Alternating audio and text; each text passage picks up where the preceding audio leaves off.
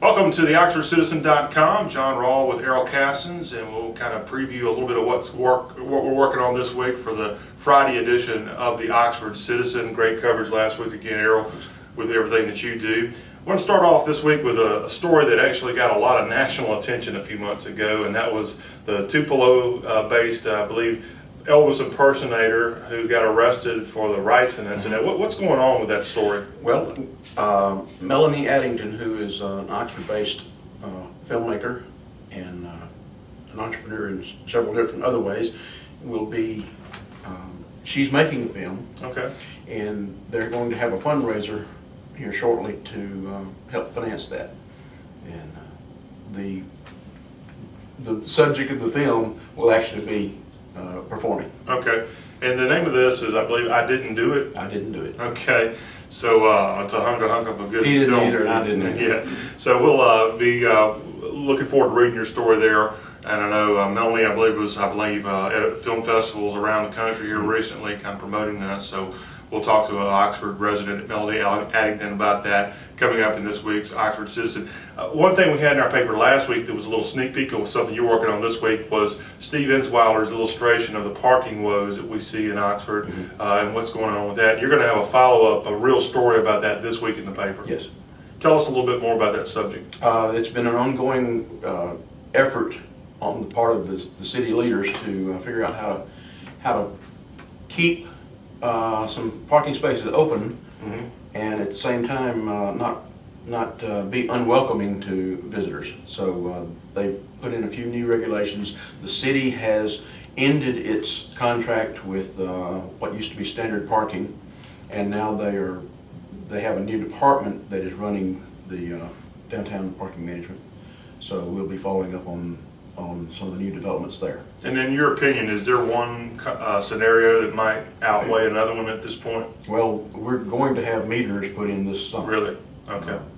That will take place before August 1st, according to the contract. Okay. And the most recent changes are little tweaks on what they will do on game days. Okay.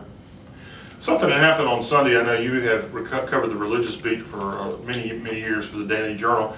There was a potluck luncheon on Sunday of this week with a lot of the downtown churches.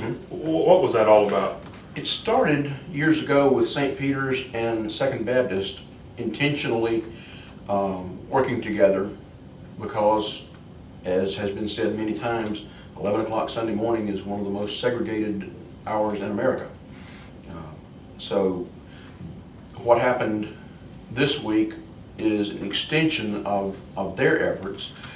They have invited other churches, and I think we ended up with either 8 or 9 downtown congregations that had members come together for a potluck dinner. It was just a kind of a dinner on the grounds at the Belfry. Okay. And it was fun and it was fulfilling. You can read all about it in Friday's Oxford Citizen. Something else going on that I wanted to ask you about is there's talk about more subdivisions coming to the area. What do we know about that? And you'll have a story about it in Friday. The supervisors will be addressing that today, Monday, as we speak. And I expect they will approve some new subdivisions in various parts of the county. Just what we need, more construction going on in Oxford. Hey, this place is booming unlike a lot of the country, so can't complain there at all. Also, something else. In some ways, that's a good problem to have. Something we hope booms throughout the summer is the farmers market. We've got 2 of them here in town, and you'll have a story about that. Yep, both of them are open now, and both of them seemingly drawing a lot of folks, and people having fun there. Any of your good produce there available this summer? I won't be selling this summer. Okay. What were you known for in last year at the farmers market? People came out there to buy what from you? Tomato plants. Ah, okay. And cherry tomatoes. Nothing like a good homegrown tomato in the summer months. Absolutely. All right, also want to talk about Malcolm White. He's the state tourism director, and this is Tourism Week in Oxford. We had a great story in last week's Oxford Citizen, and he's going to be in Oxford this week. He will be talking about the creative economy.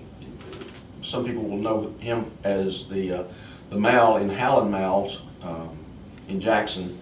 He's been involved in all kinds of arts and entertainment and tourism work over the years in he's going to come talk to the Rotary Club in Oxford about how that impacts not only the whole state, but how it specifically impacts Oxford. Okay, and finally, this Saturday is commencement at the University of Mississippi, and you'll have a commencement story in this week's paper.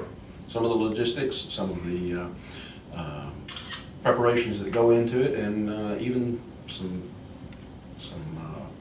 reflections of folks who will be moving through commencement. Yeah, and our illustrator, Steve Insweiler, will have a very funny illustration regarding commencement in this week's Oxford Citizen, so you'll want to make sure you pick up a copy of it. It's the Oxford Citizen. We're oxfordcitizen.com. Log on to us throughout the week for updates about what's coming up, but also anything breaking in Oxford and Lafayette County we'll have right here. Great news reporting from Errol Castens, our sports coverage as well. We're the Oxford Citizen. Thanks for watching.